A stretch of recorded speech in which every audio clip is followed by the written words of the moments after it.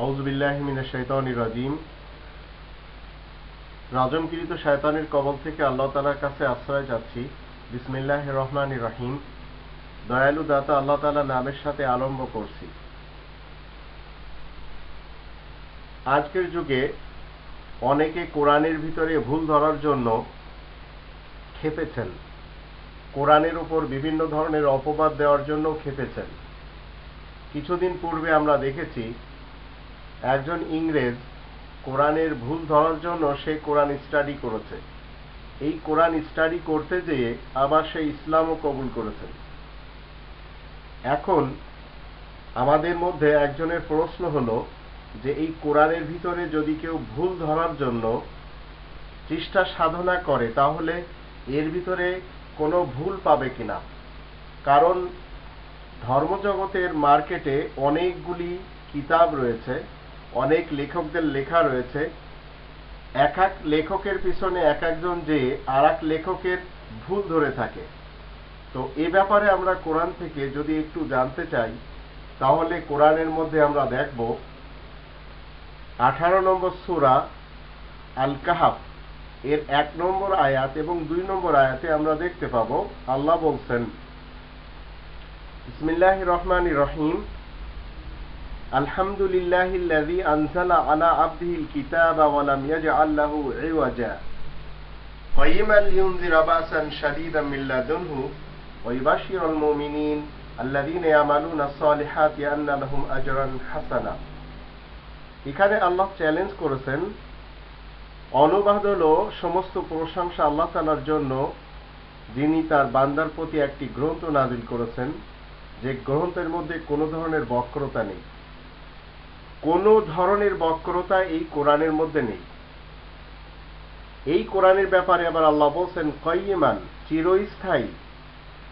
এই গ্রন্থ চিরস্থায়ী গ্রন্থ। আমরা আল্লাহ তাআলার ব্যাপারে যেভাবে জানি তিনি চিরস্থায়ী, আবার কাবা শরীফের ব্যাপারে আমরা জানি 3 নম্বর সূরা আল ইমরানের 96 নম্বর আয়াতে যে প্রথম ঘর আল্লাহ তাআলা তৈরি করেছেন মানব কল্যাণের জন্য মক্কাতে। ঠিক এইভাবে আল্লাহ তাআলা একটি কিতাব নাযিল করেছেন যে কিতাবটি চিরস্থায়ী। কাইয়িমান লিয়ুনযিরা বা'সান শাদীদাম মিন লাদুনহু, যেন তার পক্ষ থেকে কঠিন শাস্তির যে কথাগুলি সেগুলি প্রচার করে দেওয়া হয়, যার জন্য তিনি নবিয়্যুন দিগকে পাঠিয়েছিলেন। তারা সবাই লিয়ুনযিরা বা'সান শাদীদাম মিন লাদুনহু, আল্লাহ তাআলার পক্ষ থেকে যে কঠিন শাস্তি রয়েছে সেই শাস্তির ব্যাপারে এক এক করে প্রত্যেকটি নবী এবং রাসূলগণ তারা কি করেছেন, সতর্ক করেছেন মানব সমাজকে। ওয়া ইউবাশশিরুল মুমিনিন, আর যারা ঈমানদার তাদেরকে সুসংবাদ দিয়ে গেছেন। এই কোরআন সর্বদা সুসংবাদ দেয়। আল্লাযীনা ইয়ামালুনাস সালিহাত, যারা সৎ কর্মগুলি করে, যারা নেক আমলগুলি করে, যারা ভালো কাজগুলি করে, আন্না লাহুম আজরান হাসানা, তাদের জন্য প্রতিদান রয়েছে সর্বোত্তম।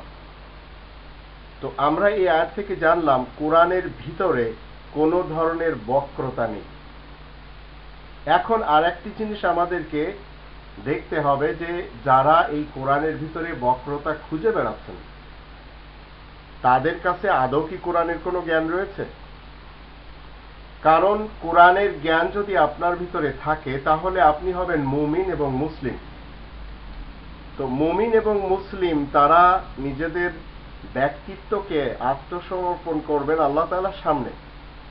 তারা কোরআনের ভুল ধরা তো আলাদা ব্যাপার, কোরআনের প্রতিটি নির্দেশ মোতাবেক চলার জন্য তারা চেষ্টা করেন, সাধনা করেন এবং কোশিশ করেন।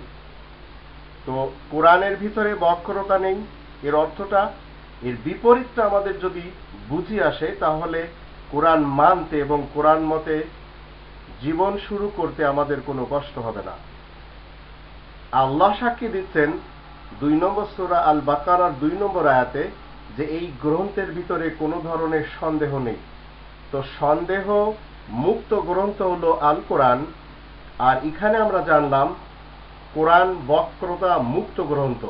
কোরআনের বিপরীত যতগুলি গ্রন্থ রয়েছে আপনার আশেপাশে বা আপনার আমার সামনে পিছনে ডানে বামে প্রত্যেকটি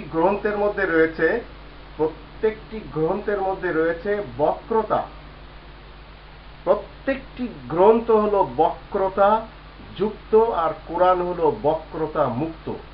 কোরআনে কোনো ধরনের জটিলতা নেই, ভুল নেই, সন্দেহ নেই এবং বক্রতা নেই।